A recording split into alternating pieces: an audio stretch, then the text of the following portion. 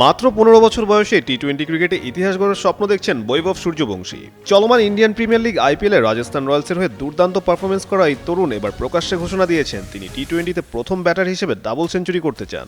লক্ষ্য একটাই, ক্রিস গেলের ঐতিহাসিক ১৭৫ রানের রেকর্ড ভাঙা।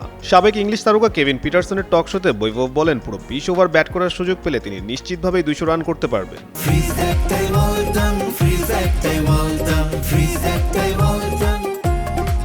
অবশ্য তার এই আত্মবিশ্বাসের পেছনে আছে বড় বড় ইনিংস খেলার প্রমাণ। এর আগে বিজয় হাজারি ট্রফিতে খেলেছেন ১৯০ রানের ইনিংস, আবার যুব বিশ্বকাপের ফাইনালেও করেছিলেন ১৭৫ রান। চলতি আইপিএলে ইতিমধ্যে ১৪ ম্যাচে ৫৮৩ রান করে এক আসরে কোনো টিনেজার ব্যাটারের সর্বোচ্চ রানের রেকর্ড গড়েছেন বৈভব। পাশাপাশি ৫৩টি ছক্কা মেরে আলোচনাও আছেন তিনি।